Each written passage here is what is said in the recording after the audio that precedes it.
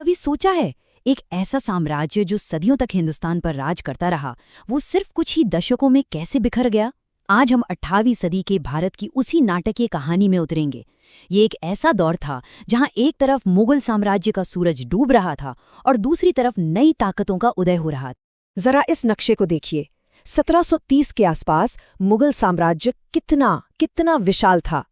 तो फिर सवाल ये उठता है कि आखिर ऐसा क्या हुआ कि इतनी बड़ी ताकत इतनी तेजी से बिखर गई? यही वो सवाल है जो इस पूरी कहानी के केंद्र में है। तो चलिए कहानी की शुरुआत करते हैं और सबसे पहले उन वजहों को समझते हैं जिनकी वजह से ये महान साम्राज्य ताश के पत्तों की तरह ढह गया।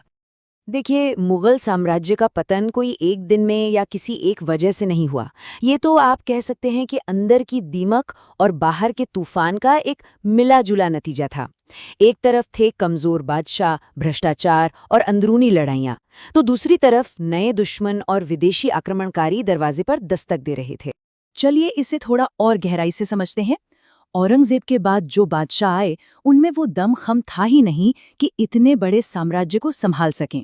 खजाना खाली हो रहा था और प्रशासन में तो पूछिए ही मत, हर तरफ भ्रष्टाचार फैला हुआ था। अब जब घर कमजोर हो तो बाहर वाले तो फायदा उठाएंगे ही, है ना? बस इसी कमजोरी का फायदा उठाया नादिर शाह और अहमद शाह अब्दाली जैसे आक्रमणकारियों ने और दिल्ली को रौंद डाला।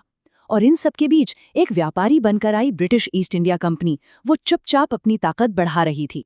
तो अब मिलते हैं उन मुगल बादशाहों से जो असल में बस नाम के शहंशाह रह गए थे। उनकी ताकत दिल्ली के लाल किले से बाहर निकल ही नहीं पा रही थी। मिसाल के तौर पर फर्रुखसियर को ही ले लीजिए।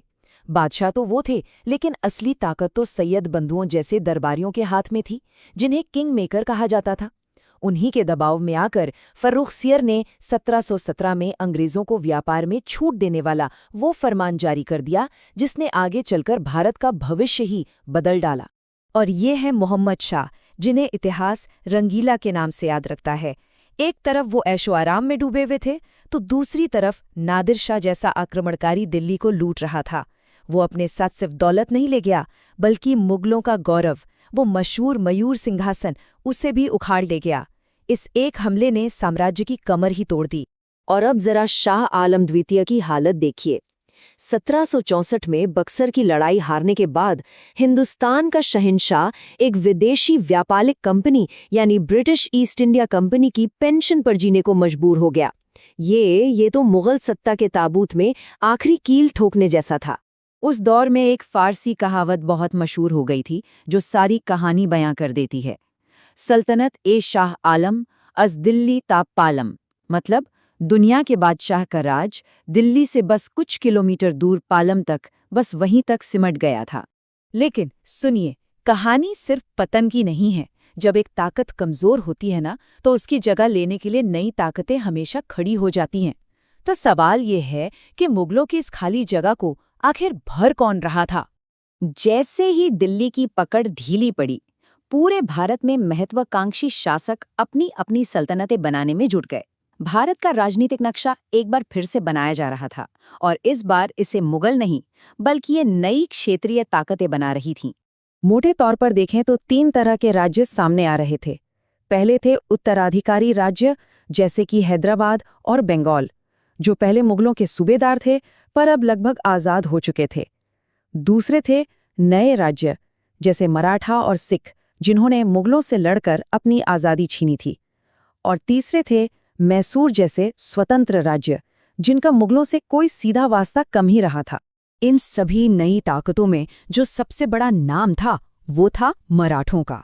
शिवाजी के सपनों को आगे बढ़ाते हुए उन्होंने न सिर्फ दक्षिण बल्कि उत्तर भारत में भी मुगल सत्ता को सीधी चुनौती दे डाली और दिल के सिंहासन को हिला के रख दिया। लेकिन मैदान में सिर्फ मराठा ही नहीं थे। उत्तर में महाराजा रणजीत सिंह के नेतृत्व में एक मजबूत सिख साम्राज्य खड़ा हो रहा था, तो वहीं दक्षिण में हैदर अली और उनके बेटे टीपू सुल्तान का मैसूर, वो अंग्रेजों के लिए सबसे बड़ा सिरदर्द बन गया था। तो एक तरफ एक साम्राज्य का पतन हो रहा था और दूसरी तरफ कई राज्यों का उदय। इन दोनों कहानियों के मिलने से ही भारत के अगले अध्याय यानी ब्रिटिश राज की नींव पड़ रही थी। तो 18वीं सदी के अंत तक तस्वीर कुछ ऐसी बन चुकी थी। मुगल बादशाह सिर्फ एक प्रतीक बनकर रह गए थे और जो नई ताकतें उभरी थीं वो आपस में ही लड़ने भिड़ने में लगी हुई थी। इस आपसी लड़ाई और बिखराव ने एक बाहरी ताकत के लिए दरवाज़ा पूरी तरह खोल दिया और इस तरह 300 साल से भी ज्यादा हुकूमत करने वाले मुगल वंश का एक दुखद अंत हुआ। आखिरी बादशाह बहादुर शाह जफर को 1857 के गदर के बाद अंग्रेजों ने बंदी बनाकर रंगून भेज दिया, जहां उन्होंने कैदी के तौर पर दम तोड़ा। और इसी के साथ मुगल साम्राज्य का सूरज हमेशा हमेशा के लिए अस्त हो गया। तो आखिर में एक सबसे बड़ा सवाल, जब मुगल जा चुके थे और मराठे, सिख और मैसूर जैसी बड़ी बड़ी ताकतें आपस में ही उलझी हुई थी, तो इस पूरी उथल-पुथल का असली विजेता कौन बना? इस सवाल का जवाब ही हमें भारत के अगले 200 सालों के इतिहास की ओर ले जाता है। इस पर सोचिएगा जरूर।